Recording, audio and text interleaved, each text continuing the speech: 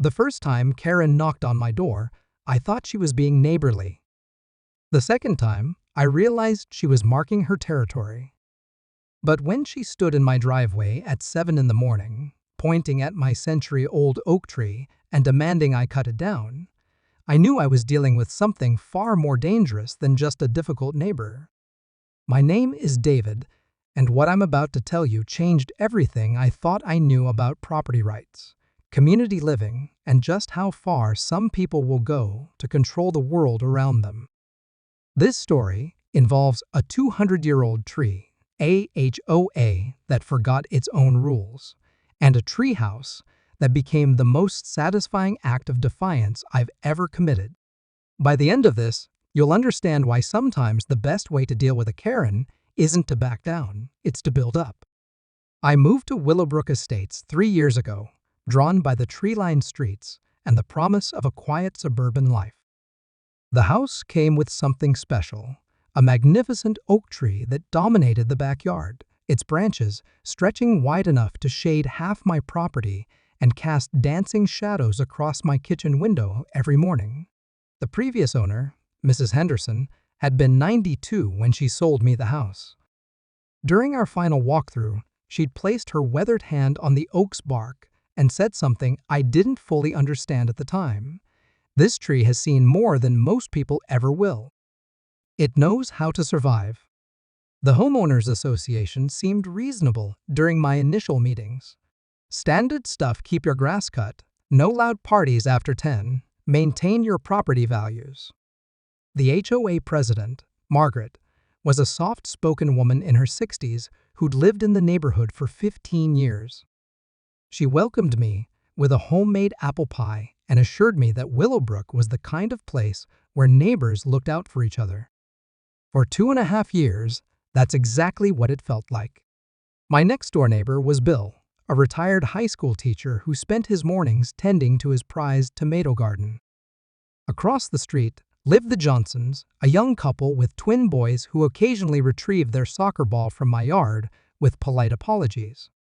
The elderly couple next to them, Frank and Rose, had been married 47 years and still held hands during their evening walks. It was the kind of neighborhood where you borrowed cups of sugar and looked after each other's mail during vacations. Then Karen moved in.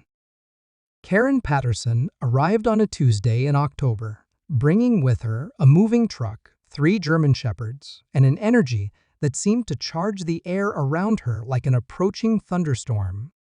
She'd purchased the house directly behind mine, the one that backed up to my property line, and gave her a clear view of my oak tree from her kitchen window. The first sign of trouble came during her second week in the neighborhood.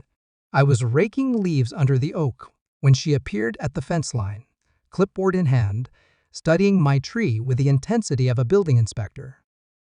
"Excuse me," she called out, her voice carrying that particular tone I'd later learned to recognize, sweet on the surface, steel underneath. "I'm Karen Patterson, your new neighbor. I was wondering if you'd considered trimming that tree. Some of the branches are hanging over the property line." I looked up at the oak's canopy. She wasn't wrong. A few branches did extend slightly over the fence, but they'd been that way for decades. Mrs. Henderson had mentioned that the previous neighbors had never minded. "Hi, Karen. Nice to meet you. I'm David. The branches aren't causing any problems, are they?" Her smile tightened just a fraction. "Well, they will be come spring. All those leaves will fall in my pool area. And the root system, I'm concerned it might be affecting my foundation." I'd had the tree inspected before buying the house. It was healthy, well-established, and positioned far enough from any structures to avoid foundation issues. But I kept my tone friendly. "I can definitely trim back any branches that are bothering you." Mrs. Henderson used to have it done every few years. "Mrs. Henderson didn't have to deal with pool maintenance," Karen replied, "or the liability issues. What happens if a branch falls on my property? Who's responsible then?" It was a reasonable question, even if her tone suggested it was more accusation than inquiry. "My homeowner's insurance covers that kind of thing. But like I said, I'm happy to trim the branches." She nodded, but her expression didn't soften. "I'll hold you to that." Over the following weeks, Karen's presence became increasingly noticeable. She installed security cameras that seemed pointed toward my backyard. She began documenting everything, taking photos of leaves that fell on her property, measuring the exact distance of overhanging branches, even timing how long my sprinkler system ran in the mornings. Bill mentioned it during one of our conversations over the fence. "She asked me about your tree yesterday," he said, shaking his head. "Wanted to know if it had ever damaged my property, how long you'd been neglecting it." Strange woman. The first official complaint came in December. A letter from the HOA signed by Karen Patterson in her new role as Landscape Committee Chair, a position I hadn't known existed until that moment.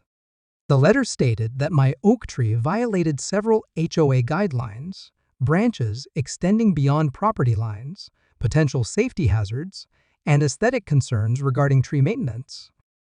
I was given 30 days to address these issues or face potential fines. I called Margaret, the HOA president, immediately.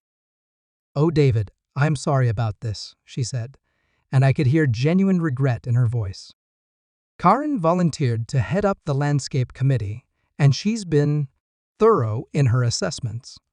But honestly, your tree has never been a problem before. So what do I need to do? Just trim back the overhanging branches. That should satisfy the requirements. I'll make sure Karen knows you're addressing the concerns." I hired a certified arborist to trim the oak professionally. It cost me $800, but I hoped it would end the issue.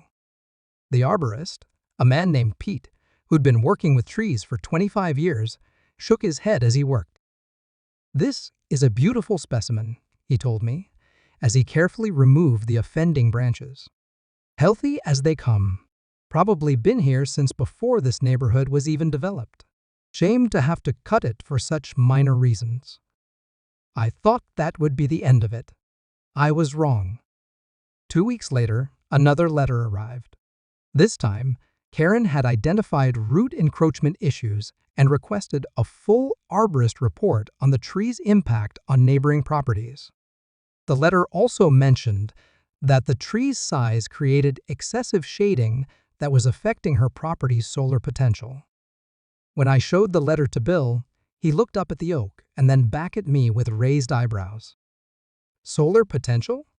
David, that woman barely has any yard that isn't shaded by her own house. I think she's just trying to find reasons to make you cut down the tree." That night, I stood in my backyard and really looked at the oak for the first time in months. In the fading winter light, its bare branches created an intricate pattern against the sky.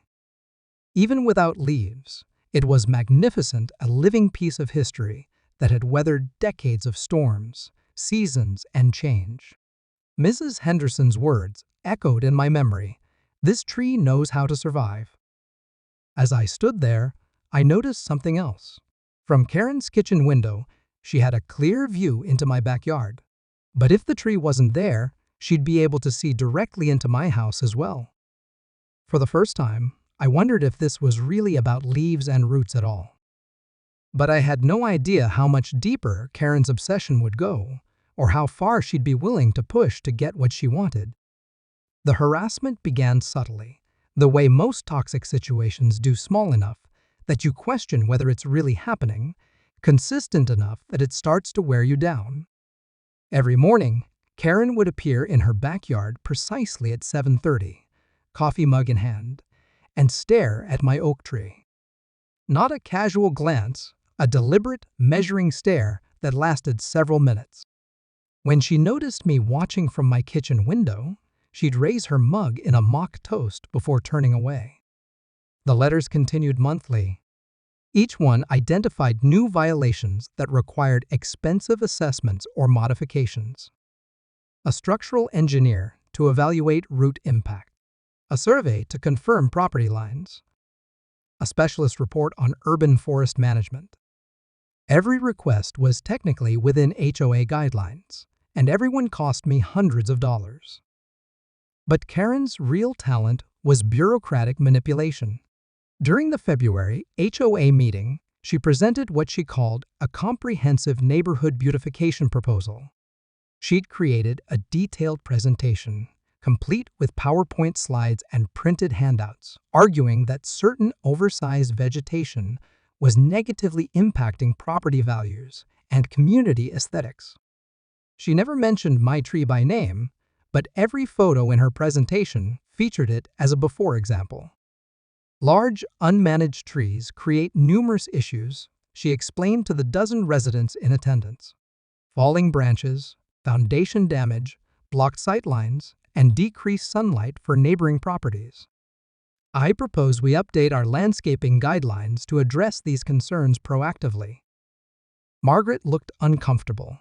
Karen, we've never had complaints about tree management before. Most residents appreciate the mature landscaping. That's because previous boards haven't prioritized property values and safety, Karen replied smoothly. I've documented multiple instances of overhanging branches, root encroachment, and maintenance neglect. We have a responsibility to protect homeowners' investments.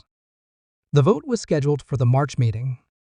I started attending every HOA gathering, something I'd never done before. The dynamics were becoming clear. Margaret was trying to keep the peace, but Karen was relentless.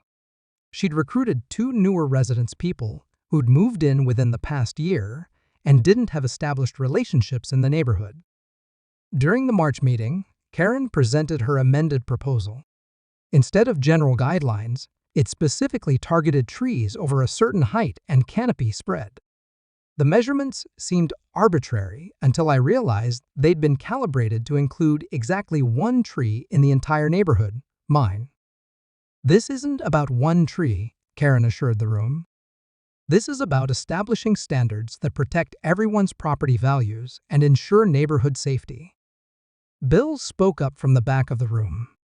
I've lived here 8 years. That oak tree has never caused any problems. It's one of the reasons I chose this neighborhood. With respect, Karen replied, you don't have to deal with the daily maintenance issues and liability concerns that directly impacted property's face. The vote was 5 in favor, 7 opposed. My tree was safe for now. But Karen wasn't finished.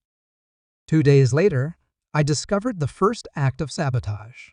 I was leaving for work when I noticed something wrong with the oak's base.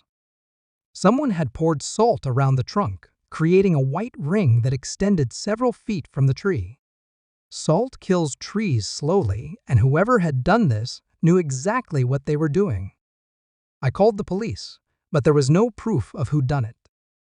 I flushed the area with water and hoped I'd caught it in time.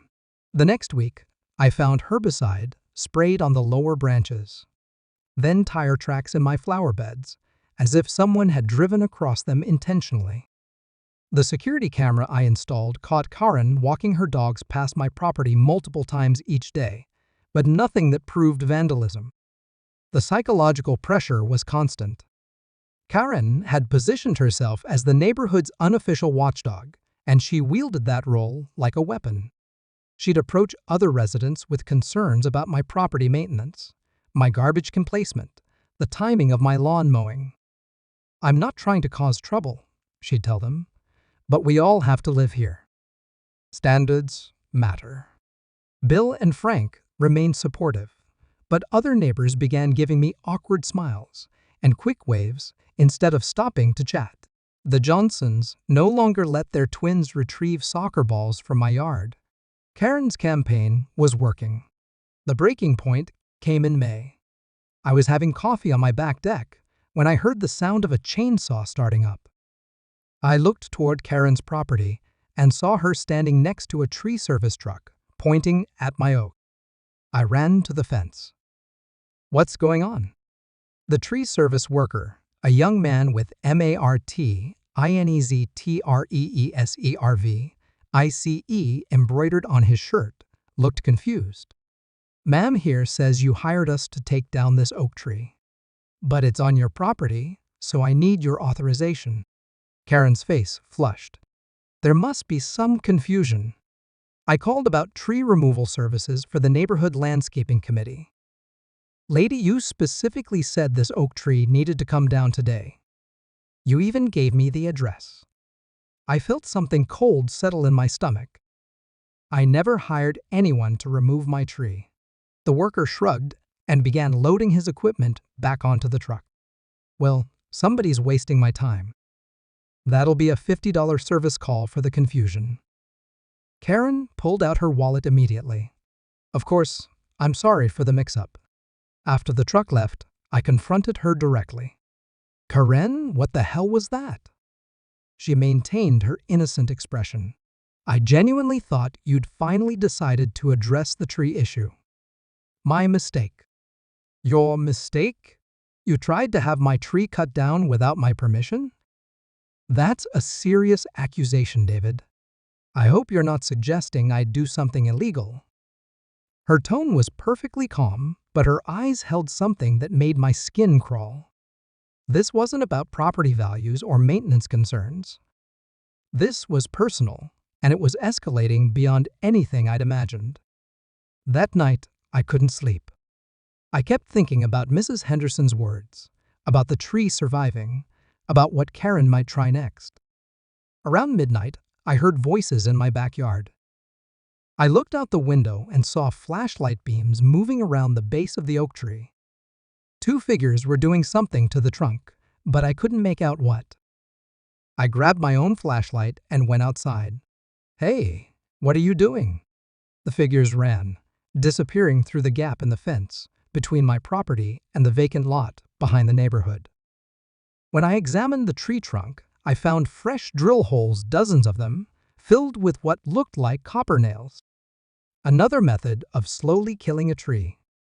I called the police again, but without identifying the vandals, there wasn't much they could do beyond filing a report. The next morning, Karen was in her backyard early, examining her roses with exaggerated interest. When she saw me documenting the damage to the oak, she called out cheerfully, "Everything okay over there, David? You look stressed." I wanted to confront her directly, to demand she stop the harassment and vandalism. But I knew that's exactly what she wanted to provoke me into an outburst that would make me look like the unstable neighbor. Instead, I made a decision that would change everything. I called Pete, the arborist who'd trimmed the tree earlier. Pete, if I wanted to build a treehouse in that oak tree, would it harm the tree? He was quiet for a moment. A properly constructed treehouse? No, it shouldn't hurt a healthy tree like that. But it would need to be done right, no nails in the trunk, proper support brackets, careful placement to avoid interfering with the tree's growth. Could it be built high enough to overlook the neighboring properties? Pete chuckled. David, that tree could probably support a small apartment. How high are we talking? I looked up at the oak's canopy, measuring the sightlines to Karen's backyard. High enough to see everything. But before I could begin planning my architectural revenge, I was about to discover something about Karen that would make her tree obsession seem like the least of my problems. The breakthrough came from the most unexpected source, Frank, the 74-year-old retired insurance investigator who lived across the street. I was checking my mail when he approached me, walking slower than usual and glancing around nervously. David, you got a minute? There's something you need to know about your neighbor. We sat on his front porch while Rose brought us iced tea. Frank pulled out a manila folder that looked like it had seen better days. I've been doing some digging, he said quietly. After what happened with the tree service, I got curious. See, I spent 35 years investigating insurance fraud, and Karen's behavior reminded me of some cases I worked. He opened the folder, revealing printed pages of public records, news articles, and legal documents. Karen Patterson has lived in 4 different states over the past 8 years. In each location, she's been involved in significant neighbor disputes that escalated to legal action or property damage. The first document was a court record from Arizona. Karen had sued her neighbors over a shared fence, claiming they'd built it 6 inches onto her property. The case was thrown out when surveys proved the fence was entirely on their land, but not before costing both families thousands in legal fees. Phoenix, Arizona, 2019, Frank continued. She also filed complaints with their HOA about noise violations, pet ordinances, and landscape maintenance. 17 different complaints in 14 months. The next file was from Colorado. Karen had moved there after the Arizona situation and immediately began documenting what she called property value threats from neighboring houses. She had filed complaints about paint colors, gardening choices, and outdoor decorations. The interesting thing, Frank said, is that in both Arizona and Colorado, she focused on one specific neighbor. Someone who had something she wanted. In Arizona, it was a couple with a swimming pool that backed up to Karen's property line. In Colorado, it was a man with a workshop that Karen claimed was operating illegally. What happened to them? I asked, though I suspected I already knew. Both families eventually sold and moved away. Can't prove Karen's harassment was the direct cause, but the timeline is pretty clear. The final file was the most disturbing. Karen's previous address before moving to Willowbrook was in Oregon, where she'd been involved in a dispute with an elderly woman over a property line tree. The elderly woman had suffered a heart attack during a particularly heated confrontation. She survived, but sold her house within 6 months. David, I think she targets people with something she wants: privacy, trees, pools, whatever, and harasses them until they give up and leave. I stared at the documents, feeling pieces clicking into place. She wants me gone so she can buy my property. Or just get rid of the tree that's blocking her view of the rest of the neighborhood, Frank said. Either way, she's done this before, and she's gotten away with it. Rose leaned forward from her chair. Frank also found something else. Frank pulled out another document, a property record, showing that Karen had put an offer on my house 6 months before I'd even put it on the market. She approached Mrs. Henderson directly, offering $20,000 over asking price. Mrs. Henderson turned her down because she'd already promised to sell to you. The picture was becoming clear. Karen hadn't moved in randomly. She'd been planning this from the beginning. The tree wasn't just an obstruction. It was the symbol of her failure to get what she wanted. There's more, Frank continued. I talked to Martinez, the tree service guy who showed up that day. Karen didn't just call once about your tree. She'd been calling different tree services for weeks, trying to find someone who'd cut it down based on her word alone. I felt a mix of anger and relief. Anger at the deliberate campaign against me, but relief at finally understanding what I was dealing with. Frank, this is incredible work. What do you think I should do? The old man smiled for the first time since we'd started talking. Well, if I were you, I'd stop playing defense and start playing offense. That night, I began researching treehouse construction with a new sense of purpose. If Karen wanted to make my life difficult over the tree, I'd give her something worth complaining about. But first, I needed to understand HOA law better than Karen did. I spent the weekend reading through every HOA document, city ordinance, and property rights statute I could find. What I discovered changed everything. The original HOA documents from 1987 contained a grandfather clause protecting any landscaping that existed before the neighborhood's incorporation. My oak tree, which had been growing on this land for over a century, was explicitly protected from any future HOA regulations. More importantly, the HOA's own bylaws required a 2/3 majority vote to change any existing landscaping protection, not the simple majority Karen had been trying to achieve. But the best discovery came in the city zoning laws. Tree houses were classified as temporary recreational structures that didn't require permits as long as they met specific criteria, under 200 square feet, no permanent utilities, and constructed without damaging the tree. I also found something else that made me smile. Any structure built entirely on private property, including elevated structures, was protected under the same privacy laws that governed fences and sheds.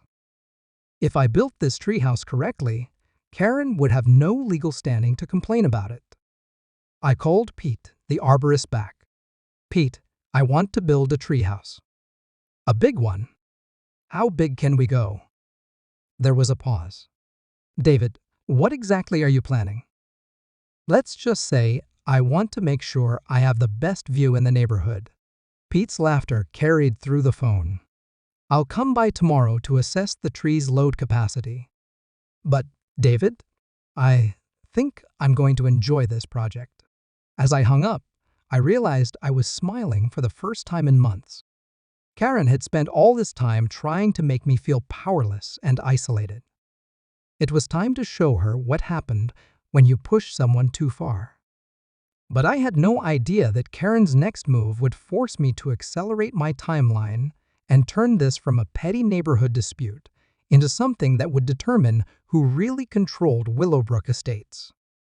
The emergency HOA meeting was called for Thursday evening. The agenda, distributed just 48 hours in advance, contained a single item, discussion, and vote on immediate tree removal due to safety concerns. I knew this was Karen's final play.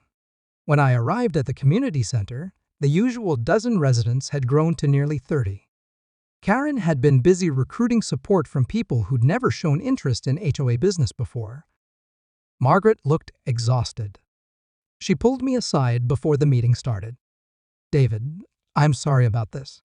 Karen submitted a petition signed by 8 residents claiming your tree is a safety hazard. Under the HOA emergency provisions, I have to hold this meeting. What safety hazard? I've had it inspected twice this year. She claims the recent vandalism has weakened the tree structurally. She also has photos of what she says are damaged branches that could fall on her property. I felt my stomach drop. Can I see the petition? Margaret handed me the document. 8 signatures, including 2 I recognized residents who barely knew me but had been recipients of Karen's Friendly Neighbor campaign. The meeting started with Karen presenting her case. She'd prepared another PowerPoint presentation. This one focused on imminent safety threats posed by my oak tree. Ladies and gentlemen, we're not here to debate aesthetics anymore. We're here to address a clear and present danger to our community. Her slides showed photos of the oak from various angles, with red circles highlighting what she claimed were structural weaknesses. She'd even included photos of the drill holes from the vandalism, though she didn't mention how they'd gotten there. This tree has been systematically damaged over recent months. The trunk shows clear signs of stress, and several large branches are compromised. As responsible homeowners, we cannot wait for tragedy to strike. Bill raised his hand. Karen, didn't you file a police report when you noticed this damage? If there's vandalism involved. The important thing is addressing the immediate safety concern, Karen interrupted. We can investigate the cause later. She was good. I had to give her credit for that. Frank stood up slowly. I have a question about the emergency procedures. Under what authority can the HOA force a homeowner to remove landscaping that predates the community's incorporation? Karen's smile faltered slightly. The safety provisions override historical protections when there's imminent danger. And who determined there's imminent danger? I don't see any report from a certified arborist in your presentation. This was my cue. I stood and addressed the room.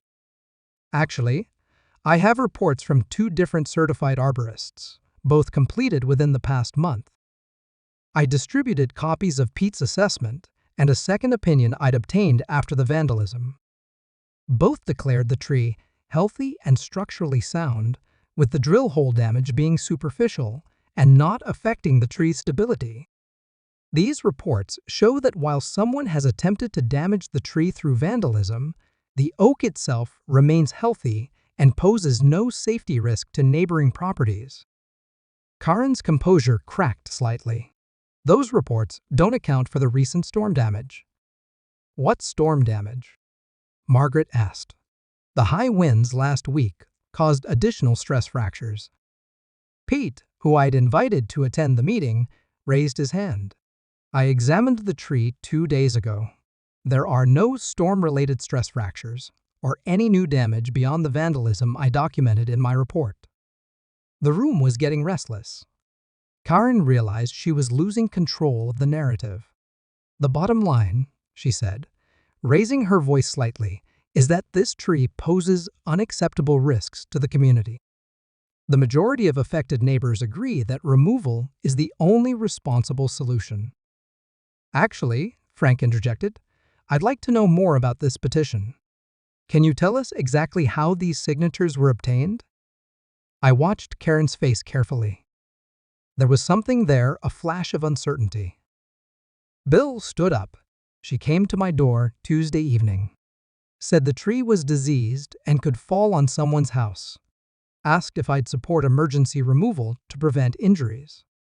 Another neighbor, Mrs. Chen, nodded. She told me the city had condemned the tree due to safety violations. I signed because I thought it was already decided. The murmur in the room was shifting from concern to confusion. Margaret looked at the petition again. Karen, did you explain to these residents that they were voting to force tree removal, not just supporting safety assessments? I explained that we needed community support to address a safety issue. But did you specifically mention that David would be forced to remove a healthy tree at his own expense? The silence stretched uncomfortably. Frank pulled out his manila folder. I'd like to share some additional context with the community. Karen's eyes went wide. I'm not sure what that has to do with tree safety. It has to do with patterns of behavior and motivations, Frank replied calmly. He distributed copies of the public records he'd gathered. As residents read through Karen's history of neighbor harassment in multiple states, the mood in the room shifted dramatically. This appears to show a pattern of targeting specific neighbors and using HOA processes to force them from their homes, Frank continued. I think the community deserves to understand the full context before making any decisions. Karen stood abruptly. This is harassment. I won't sit here and be attacked with irrelevant personal information. Actually, Margaret said firmly, if this affects community decision-making, it's very relevant. Frank, can you walk us through what you found? For the next 15 minutes, Frank methodically presented Karen's history. The room grew quieter as the pattern became undeniable. When he finished, Margaret looked directly at Karen. Do you have any response to these allegations? Karen's mask had completely slipped. My previous living situations have nothing to do with legitimate safety concerns in this community. But they do suggest that your motivations might not be primarily about safety, Margaret replied. The vote, when it came, was unanimous, 23-0 against forced tree removal. But as residents filed out of the community center, Karen approached me one final time. This isn't over, she said quietly. That tree is coming down one way or another. Looking into her eyes, I believed her. That night, I called Pete with new urgency. How quickly can we build this treehouse? How quickly do you need it? I thought about Karen's threat, about her history of escalation, about the drill holes and late-night vandalism. This weekend. Pete was quiet for a moment. David, that's ambitious. But if we keep it simple and focus on function over form, I think we can make it work. Good. Because I have a feeling we're going to need the high ground. I had no idea how right I was. Pete arrived Saturday morning with a truck full of lumber, brackets, and what he called tactical treehouse supplies. He'd brought his brother Miguel and a friend named Carlos. All three men seemed to understand that this was about more than just building a recreational structure. We're going to construct this like a deer blind, Pete explained as we stood beneath the oak's canopy. Strong, stable, and positioned for maximum visibility. The tree can easily handle a platform this size and will use tension cables instead of nails to avoid any damage.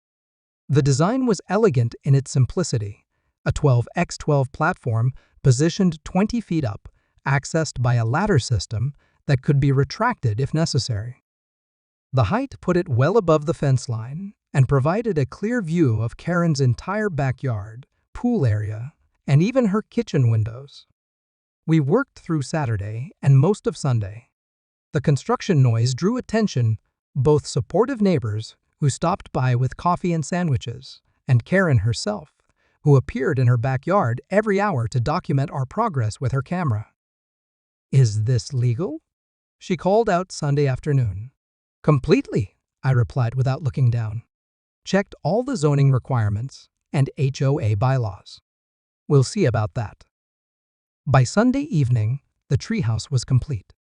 It was basic but functional plywood flooring, minimal railings, a simple roof to provide shade. But the view was spectacular.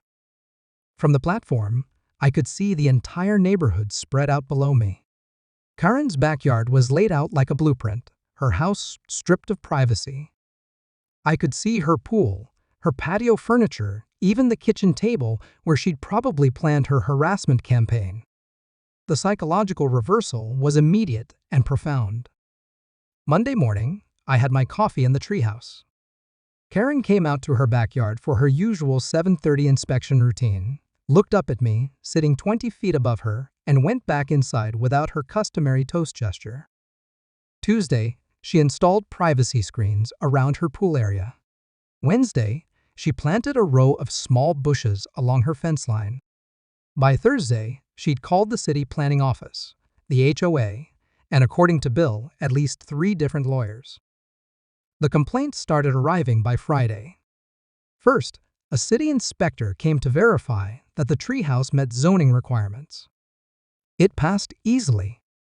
Then Margaret called about HOA compliance.